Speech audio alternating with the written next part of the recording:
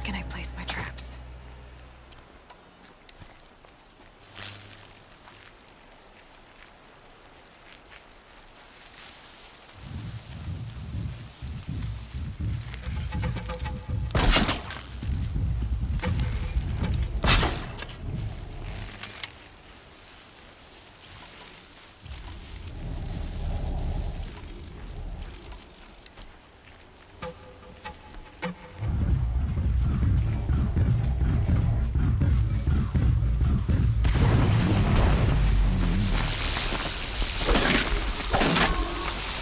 You're not gonna like this. Dialogue in a video game has never been this authentic. It would be very easy to start praising all the awesomeness Horizon Zero Dawn has to offer, but inevitably it will be matched by some conflicting observations and video footage, shortcomings that demand an explanation.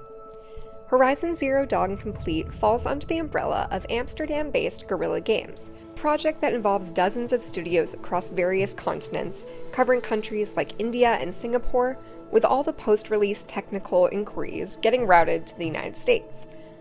The final credits roll for 35 minutes. Join me now as we watch all of it.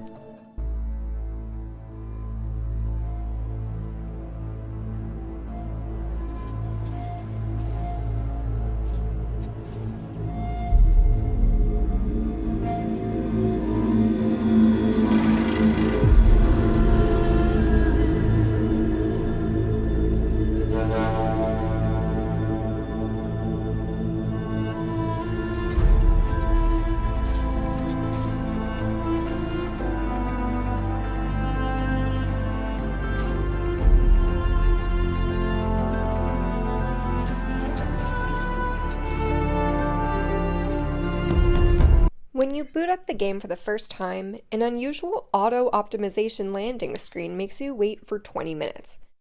You guys are all good if we watch the uncut footage now, right?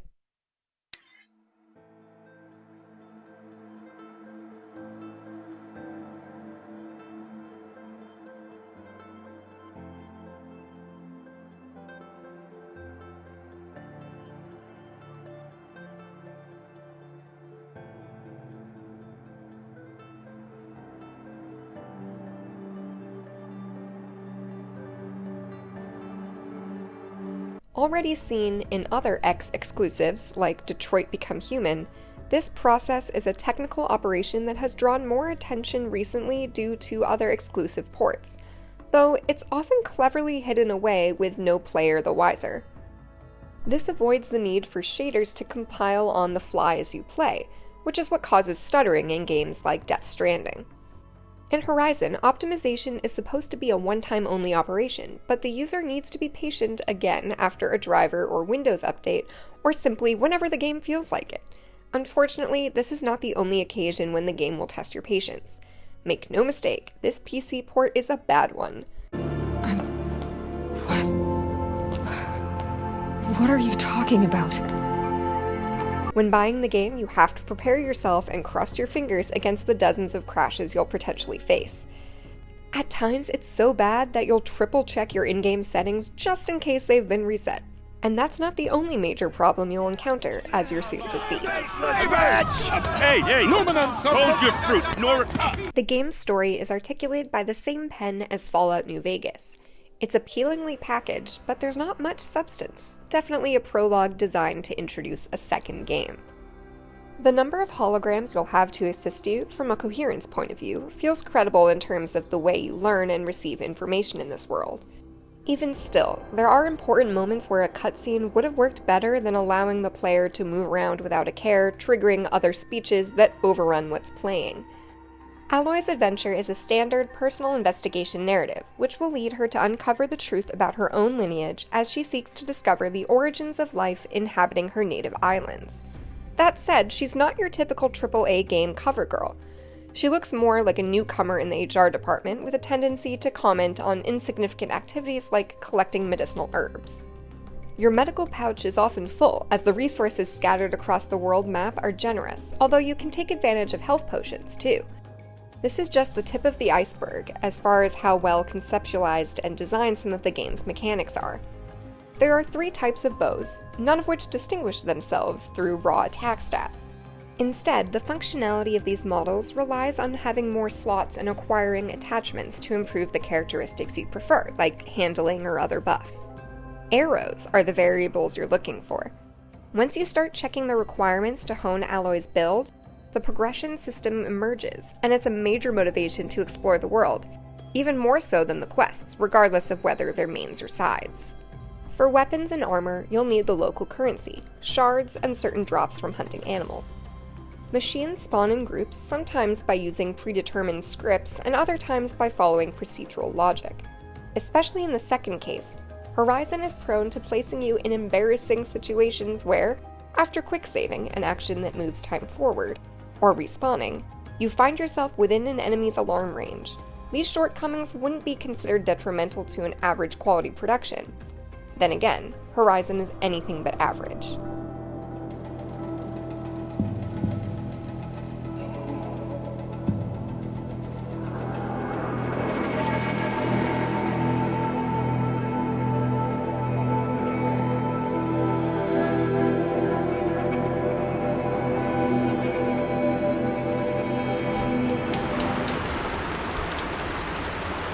Got a bad feeling that tonight's gonna be a good night. It's the first time this studio has left its first-person shooter comfort zone, and you can see it.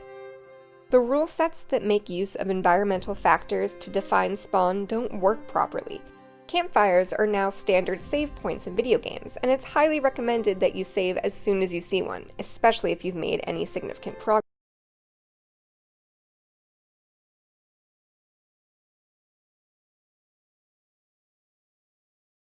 Guerrilla Games doesn't just build a big world teeming with monsters to take down.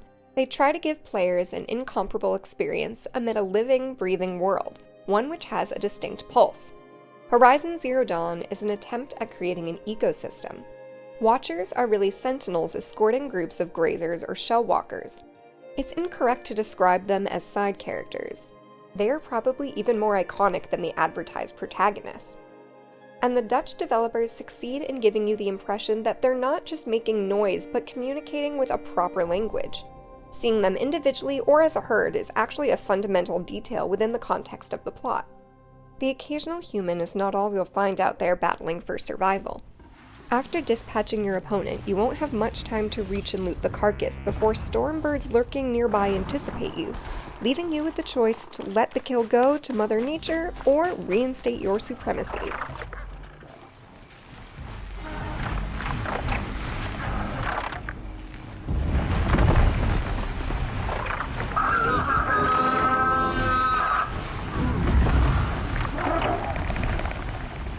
The task of filling your inventory won't last long, as you'll soon discover your carry limits. There are separate pouches for weapons, resources, and ammo that need to be upgraded to increase your max inventory space. If you can't buy what you need in the shop interface, you can use the map to get an indication of where to find it. As you trace your way backward through the branching inventory upgrade system, you get a sense of just how sprawling and complex it is. It's not the most user-friendly in terms of presenting all the junk you have to sell. Hunting down machines is not just an activity for component collectors. It provides experience points for your character. The only significant benefits, though, are skill points and an increase in your maximum health. Beyond these, there are no other scalable attributes. Different kinds of abilities are split into categories, but some requirements in your chosen skill tree have no reason to exist, and cause you to waste points and delay your desired progression. Aloy can advance through most of the game by just using Lure Call and Silent Strike on low-level machines. You don't need to be super close to your target to perform this special move, and other moves are not necessary as long as you're comfortable with the combat system. Scanning enemies shows you their predetermined levels. This doesn't mean that 20 hours in you'll meet the same striders from earlier in the game, since they adapt as you play, but it does give you a general indication of how many risks you can take in approaching an enemy. To be honest, it's not that useful, given that it doesn't provide a reference or scale to give the readout meaning. Horizon lacks all the touchstone characteristics of a typical role-playing game. Those it does attempt, in fact, add clutter and confusion in a world that already has a lot of problems to deal with. Unexplained inconsistencies in gameplay make everything feel unconvincing. Why, for instance, can you headshot and kill one random guy, poorly programmed and added in late-stage development, as he generally may be, but the same move fails on his comrade. Hitboxes seem as if they're concealing something you're not supposed to catch on to, and they are not persuasive, no matter how much you want to use auto-aim to justify the result. For a combat-oriented game, the implementation of close combat moves is very poor. It's not just the broken application of collisions and interpenetrations. Alloy's animations are quite average. Come on, then. Don't let me die. Kill me. Moving. More. Yet. Losing blood. Move. Find the sound. Something broke. Bad. Be it. What hit me? Ah! Ah! Let this pierce my soul. Aiming with a gamepad is almost certainly more precise compared to the last game you played through. It may even be enough to tempt you away from using a keyboard and mouse. Though, with a mouse and keyboard, headshots are indeed more consistent, and you'll have a higher chance of applying your strategy by aiming at specific parts and performing critical hits. Such benefits are inherent to this control method. And it works surprisingly well with two unfortunate exceptions. If you decide to switch weapons with the mouse wheel, the action won't always occur with a partial scroll. You'll need to ensure the proper rotation. That, and you might need to release and re-click the right mouse button to activate the aim mode, as other moves might prevent the game from recognizing overlapping commands. It can't detect when you apply pressure. Small details, but they impact your chances of surviving a Thunderjaw that's had a bad day. Enemies are beautifully designed with different and distinct parts. Each component hides a weak point and can be dropped, collected, or destroyed. When skirmishes seem to be going sideways, and even when they're not, the game wants you to tear your opponent apart, not kill it. Powering through to the end of the game via the usual mix of stealth attacks and frontal assaults is doable, but there will be instances where it teaches you the system by introducing beasts with HP bars that don't decrease with your classic tactics. Setting a beast on fire and maximizing damage as it cries out is a normal routine in this game. Elemental traps, slingshots, and other wood toys provide diversions during sneak attacks. You can inflict an elemental status, freezing an enemy in a few seconds with a rapid fire rate, and then tie him down. Additional weapons expand the strategic approaches available and provide general satisfaction throughout gameplay, which shines when it allows players to go with the flow by simply reading the game's different visual and auditory cues. In comparison with another open-world game like the Phantom Pain, which provides a much richer experience, Horizon Zero Dawn feels too monodimensional, regardless of its sublime artistic design. A simple element like the map screen will get your approval. Climbing sessions are so simplified that more often than not, you don't even have to push the jump button. At the same time, you'll find yourself wondering why Aloy won't grab an edge that is clearly within her ability to climb. The list of problems goes on, with lighting effects activated according to the camera's rotation, and details dropping left and right in its absence. Aloy becomes a character from the first Mass Effect in the dark. Snow deformation is another broken feature, and other environmental effects don't make it difficult to notice problems. It's as if they're hiding clumsily behind the curtains. A tree disappears within a frame, and then is apparently substituted with another one that renders in its place. This is perhaps the result of the aforementioned procedural algorithms, and foliage textures are all over the place.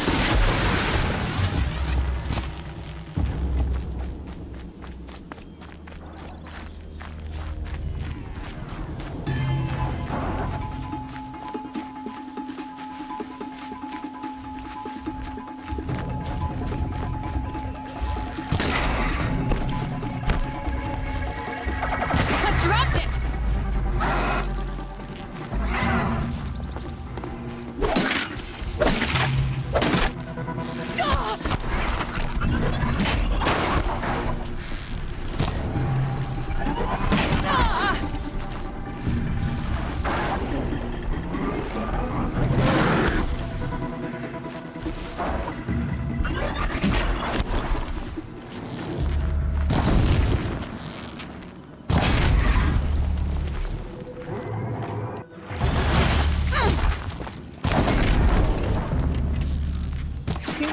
isn't an open world of the same scale, but Lara's model is susceptible to mud, dirt, and bad weather.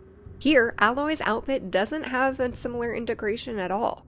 Time is accelerated, as is made evident through dynamic weather. It's so accelerated, in fact, that a sunny day can turn into heavy rain or sandstorms literally in the blink of an eye.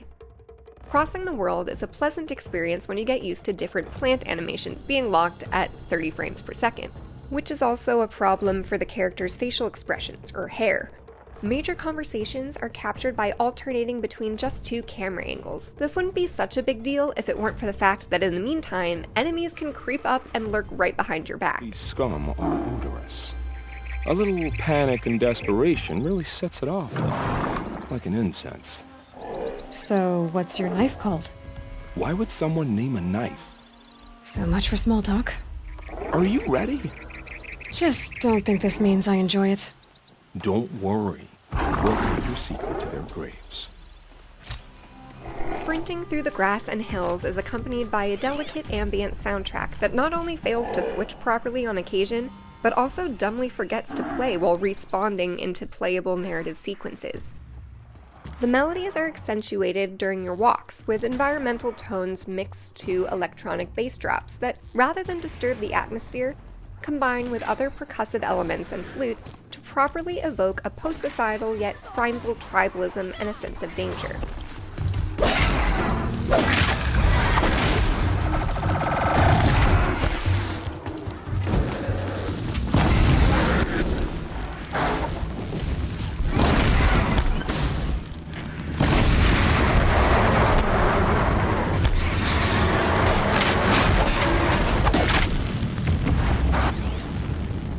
It's unquestionably the best part of the game, without any consideration for Horizon's demerits elsewhere. But having the game turn all the sounds off after you've left it on pause for a little while, forcing you to close the application and reopen it, adds to the lack of QA list. Jumping on various surfaces gives you different auditory feedback, and even the iron linings of your outfit add to the immersion. But the sound mixing slips with the voices of background characters. If they are so quiet that they're imperceptible regardless of the distance of other sound sources, they just become useless and annoying. It makes you want to avoid even trying to interact with anybody.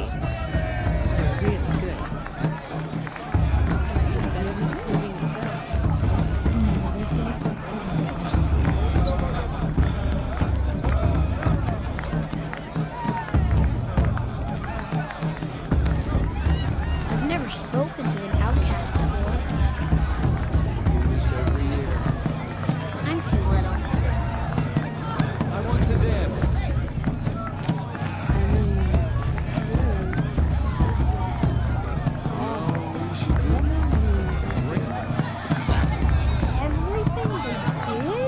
Everything they did?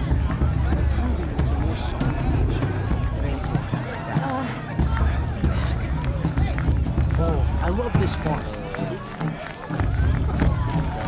Like this better than the proving itself. Really good. I want to dance. You got to enjoy this effort. It's better than last year. Just special.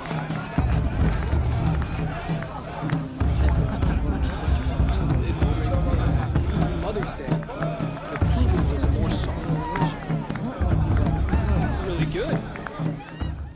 If you've ever had the chance to get your hands on a debug version of the game, this one gives you a sense of that experience. It's like a very advanced prototype version. The console version came out in 2017 after 7 years of development, where the last 3 months were critical in packaging the game properly. With more than 2 years to port it to PC, the time to release a properly working build has always been there. The version doesn't need a common patch fix requiring days or weeks. It's trailing by months of work. Following a topical bout of combat in a closed arena where you blast a big dangerous robot being assisted by a group of grim warriors, you'll be left wondering what you're missing, how to trigger the next event since ending the fight hasn't concluded the objective. What's missing is this guy, who has taken to pretending he didn't assist in the attempted massacre that occurred right under his nose. It's not just about game crashes. It is inconceivable that all these problems are happening to only one person because of a formidable combination of hardware and software. Regardless of all the weaknesses described, Guerrilla Games' first attempt with an open-world Western RPG is appreciated. Their hypothetical planet Earth with no loading screens is the clear result of a confluence of talent, passion, and artistry focused on producing something different and inspired.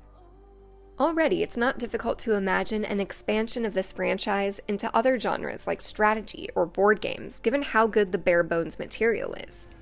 Without diving too far into technical analysis, the original graphics settings that put you on par with the console let you go over 70 frames per second. With high quality, you can expect closer to 60 frames per second. Maximizing the field of view visibly eats 3 to 5 frames.